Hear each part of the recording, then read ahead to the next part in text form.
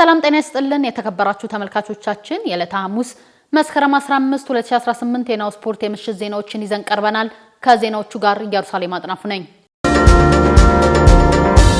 ቀዳሚ ወዳደረግነው የሀገር ውስጥ ስፖርት ዜናችን ስናልፍ የኢትዮጵያ ፕሪሚየር ሊግ የ2018 ዓ.ም የውድድር ዘመን ጥቅምት 8 ጅማሮን ያደርጋል።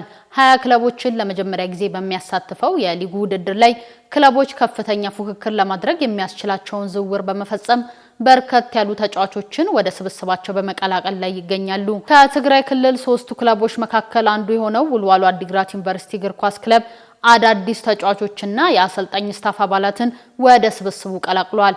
በዚህ መሰረት ፍቃዱ መኮንን፣ ፍሬው ሰለሞን፣ ስንታየው ታምራት፣ ነጻነት ገብረወልድ፣ እንዳልካቸው ጥበቡ፣ ሰመራ ሀፍታይና ኢብራሂም መሐመድን ሁሉንም በተመሳሳይ ለ1 ዓመት የሚቆይ የውል ኮንትራት ማስፈረሙን የኢትዮጵያ እግር ኳስ ፌዴሬሽን ይፋ አድርጓል። ክለቡ በተጨማሪም አሰልጣኝ ግርማ ታደሰን በዋና አሰልጣኝነት እንዲሁም ቢኒያም ተፈራን ደግሞ የቡድኑ የግብ ጠባቂ አሰልጣኝ አድርጎ መሾሙን የኢትዮጵያ እግር ኳስ ፌዴሬሽን ይፋ አድርጓል።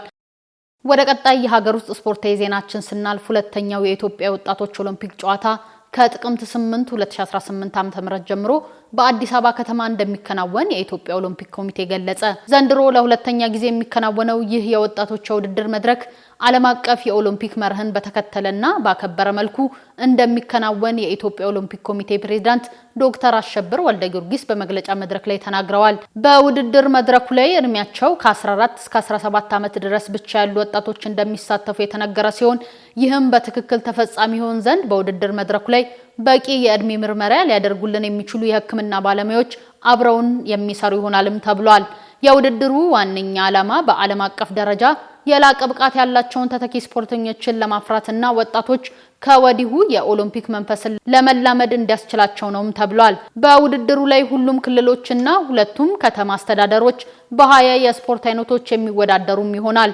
በውድድር መድረኩ ላይ አሸናፊ የሚሆኑ አትሌቶች በአህጉር አቀፍና በዓለም አቀፍ ደረጃ በሚከናወኑ የወጣቶች ኦሎምፒክ የውድድር መድረክ ላይ የሚሳተፉ ይሆናልም ተብሏል።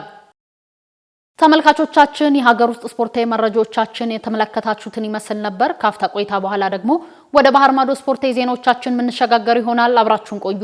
ካሽጎ በየትኛውም ዓለም ሆነው በማንኛውም ሰዓት ለወገኑ የሚደርሱበት ፈጣን የገንዘብ መላኪያ ተከፈተሉ። ማስተርና ቪዛ ካርዶን በመጠቀም ከ5 እስከ 20 ዶላር የሚልኩበት አዲስ የገንዘብ መላኪያ መንገድ። ካሽጎን ለየት የሚያደርገው የትኛውም የገንዘብ ዝውውር በፍጥነት አገልግሎት ከመስጠቱም ባሻገር ለማንኛውም አገልግሎት ምንም አይነት ክፍያ አለመጠየቁ ነው። በአገራችን ታሪክ ገንዘብን ከውጪ ወደ ሀገር ቤት በማስተላለፍ በመተግበሪያ መልክ አገልግሎት መስጠት የጀመረው የመጀመሪያው ሀገር በቀል የገንዘብ መላኪያ ዘዴ ካሽጎ ከ4500 በላይ ባሉ የባንክ ቅርንጫፎች አገልግሎት እየሰጠ ይገኛል። ገንዘቦን በሰኮንዶች ልዩነት ውስጥ ይፈልጉ በአካውንቶ ወይንም በእጆ ቆጥረው የሚወስዱበት ልዩ ዘዴ።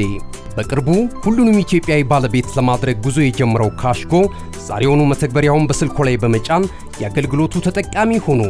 ፍጥነት መለያችን፣ ኢትዮጵያን መክፈቻችን፣ ካሽጎ ነው መላኪያችን። ካሽጎ የአዲሱ ትውልድ ብራንድ። እነሆ የምስራች! የ10 አየር መንገድ የበረራ ትኬት ለውድ ደንበኞቹ በተቀላጠፈና አስተማማኝ በሆነ መንገድ እያቀረበ ያለው በዚህም በደንበኞቹ የተመሰገነው ጉዞጎ አሁን ደግሞ ተደራሽነቱን በማስፋት ተጨማሪ ባንኮችን በማካተት ለውድ ደንበኞቹ የበለጠ አስተማማኝ ለመሆን ችሏል። የጉዞጎን አፕሊኬሽን ከአፕ ስቶር ወይም ከፕላይ ስቶር በማውረድ የመነሻና የመድረሻ ከተማዎትን መርጠው ዋጋ አወዳድረው የሀገር ውስጥም ሆነ ዓለም አቀፍ በረራ ማድረግ ካሰቡ የበረራ ትኬቶን ክፍያ በአቅራቢያው በሚገኙ ባንኮች አንድም በአካል በመሄድ ወይም በኦንላይን የክፍያ አማራጮች ክፍያዎትን በመፈጸም የበረራ ትኬቶን በእጅ ያስገቡ። ከዚህም በተጨማሪ እንደ ሁሉ ጊዜው ወደ ጉዞጎ የጥሪ ማዕከላችን 7473 በመደወል ከሙሉ የበረራ መረጃ ጋር የ24 ሰዓት የትኬት አገልግሎት ማግኘት እንደሚችሉ ስናበስሮ በታላቅ ደስታ ነው። ለበረራዎ ጉዞጎ።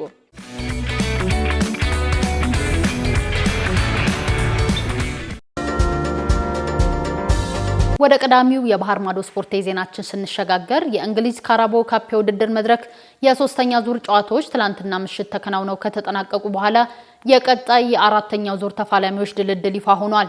በዚህም መሰረት በሶስተኛው ዙር ጨዋታ ምሽት ላይ ከሜዳው ውጭ አቅንቶ ፖርት ቤሌን 2-0 በሆነ ውጤት አሸንፎ በድል የተመለሰው የሰሜን ለንደኑ ክለብ አርሴናል በአራተኛው ዙር ከሌላኛው የፕሪሚየር ሊጉ ክለብ ብራይተን ጋር መደልደሉ ይፋ ተደርጓል። በሌላ የምድብ ድልድሎች የወቅቱ የመድረኩ ሻምፒዮናው ክለብ ኒውካስትል ዩናይትድ ከቶተናም፣ ሊቨርፑል ከክሪስታል ፓላስ፣ ወልቭስ ከቸልሲ እንዲሁም ማንቸስተር ሲቲ የዘንድሮ ዓመት የመድረኩ ክስተት የሆነውን ክለብ ግሪምስቢን ጋር የሚጫወት ይሆናል።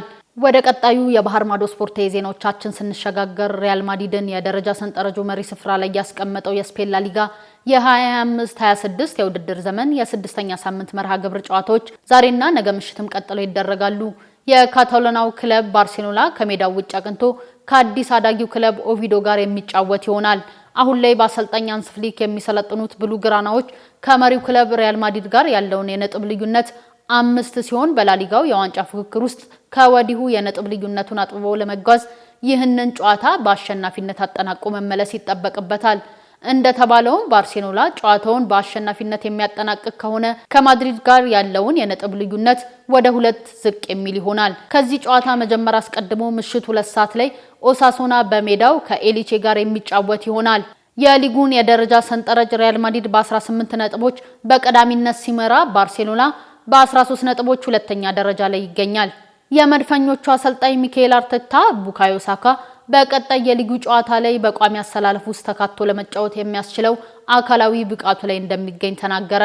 በትላንትና ምሽቱ የሊግ ካፕ ጨዋታ ላይ 63 ደቂቃዎችን በጥሩ ሁኔታ ተጫውቶ መውጣቱ እንዳስደሰተ የገለጸው አርቴታ በቀጣይ የሊጉ የስድስተኛ ሳምንት መርሃ ግብር ቡድኑ ከሜዳው ውጪ ተጉዞ በሴንት ጄምስ ፓርክ ስታዲየም ኒውካስትልን በሚገጥምበት ጨዋታ ላይ በሙሉ አቅሙ ለመጫወት የሚያስችለው ሁኔታ ላይ ይገኛል ብሏል።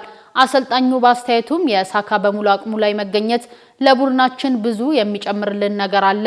በዘንድሮ ዓመት እንደ ቡድን ጉዟችንን በዋንጫ የታጀበ ማድረግ እቅድ አለን። ይህንን ውጥናችንን ተግባራዊ ለማድረግ እንደ ሳካ ያሉ ልዩነት ሊፈጥሩ የሚችሉ ተጫዋቾቻችን በጥሩ ሁኔታ ላይ መገኘት እጅግ አስደሳች ነው ሲል አርቴታ ተናግሯል። በመጨረሻም ፈረንሳዊው ኢንተርናሽናል ዊሊያም ሳሊባ በአርሰናል ቤት ያለውን የውል ኮንትራት ዘለግ ላሉ የውድድር ዓመታቶች ለማራዘም መስማማቱን ስካይ ስፖርት አስነብቧል። አሁን ላይ በዓለማችን ላይ ካሉ የመሃል ተከላካይ ስፍራ ተጫዋቾች መካከል በዋናነት ከሚመረጡ ተጫዋቾች መካከል አንደኛው የሆነው የ25 ዓመቱ የመድፈኞች የኋላ ደጀን ዊሊያም ሳሊባ ውሉን ለማራዘም መስማማቱን ዘ አትሌቲክ የተሰኘው የመረጃ ምንጭ ዋቢ በማድረግ ስካይ ስፖርት በመዘገብ ላይ ይገኛል። ባለፉት 2 የዝውውር ጊዜያቶች ስሙ በስፋት ከስፔኑ ክለብ ሪያል ማድሪድ ጋር ሲያያዝ የነበረው ተጫዋቹ በመጨረሻም ከነጮቹ ቤት የቀረበለትን የናስፈርም ጥያቄ ችላ በማለት በአርሰናል ቤት የሚኖረውን የኮንትራት ውል ለማራዘም ከስምምነት ላይ መድረሱን አሳውቋል። በበርካታ የክለቡ ደጋፊዎች ዘንድ አብዝቶ የሚወደደው ተጫዋቹ በመጪው የውድድር ዓመት መጨረሻ ላይ ከክለቡ ጋር የሚኖረውን የኮንትራት ውል ሊጠናቀቅ ከጫፍ መድረሱን ተከትሎ ከፍተኛ ስጋት ፈጥሮባቸው የነበረ ቢሆንም አሁን ላይ የተሰማው የመቆየቱ ዜና በደጋፊው ዘንድ ከፍተኛ ደስታን የፈጠረ ሆኗል። የዕለተ ሐሙስ ምሽት የናሁ ስፖርት ዜናችን የተመለከታችሁትን ይመስል ነበር። ከዜናዎቹ ጋር ኢየሩሳሌም አጥናፉ ነበርኩኝ። መልካም ምሽት።